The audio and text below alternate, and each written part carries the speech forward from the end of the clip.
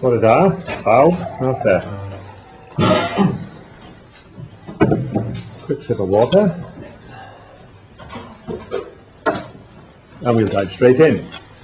I should start, I think, with the remarkably good news about how the Ashes Test match went, and my congratulations to Glamorgan County Cricket Club and all of the welcome hosts and everybody in every pub, bar, restaurant and club in Cardiff serving, a table or behind the bar, etc., who made all of the guests from Australia and England and all the journalists feel really good about the Ashes Test match.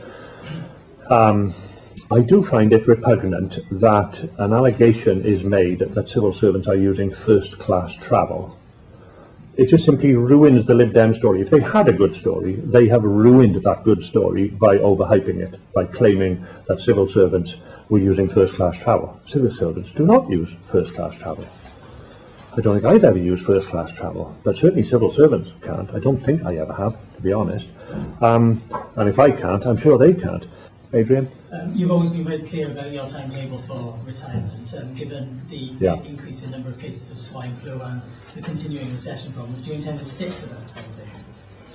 Well, I haven't been clear about the timetable for precisely that kind of reason. In other words, you can't be clear about a timetable. You express an intention, and I've got nothing to add to that. That still remains the intention.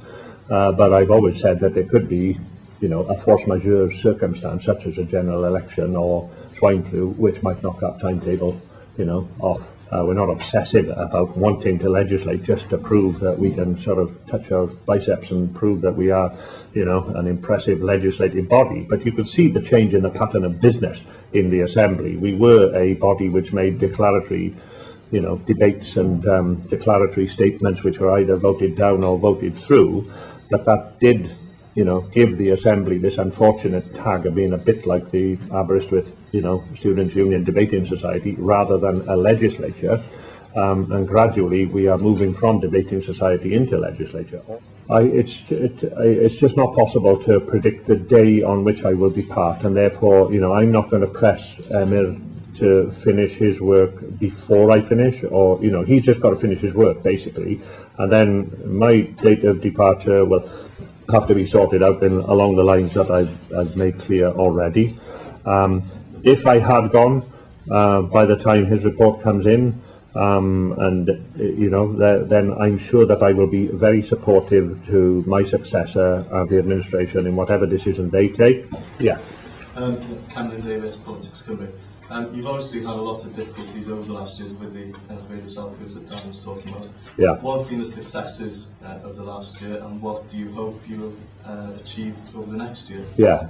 You don't mean just in legislative terms, you mean more generally, do you? In general terms, so what have been the highlights of the last 9 months? Well, I would say in general terms, to me, getting weepy and nostalgic, which I'm determined not to do, but, I would say the introduction of the foundation phase on a rolled out basis into every nursery school in Wales in September last year was an enormous step forward. When you consider that normally Wales is used to what you call tiny steps, not giant steps, and tiny steps which frequently mirror steps going on elsewhere in the United Kingdom, because it's deep in our psychology that we are not a country that is used to doing things differently, and yet we have broken with 125 years of formal educational tradition in the United Kingdom, and it hasn't happened in Scotland, it hasn't happened in England, although I'm confident that one day it probably will. But we're not used to being the leaders, we are used to being the followers in Wales, and we have led on something that is of huge significance to all future future generations of children. In terms of the actual the recession, in the way we fought the recession, in terms of bringing in PROACT and REACT as a form of crisis management in the recession, I think we've shown a nimbleness of foot.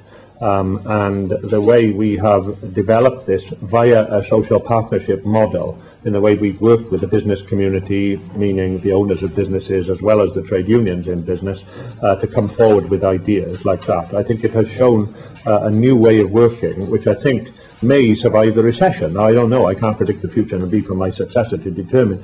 But the social partnership model, which has emerged as a way of dealing with a recession, and individual things like PROACT and REACT, which have emerged from that social partnership model, are pretty significant developments in the methods of the way of governing in Wales.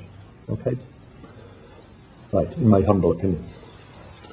Right. Anyone else? Adrian? You say you talk about weepiness and nostalgia. Do you consider this to be your last briefing?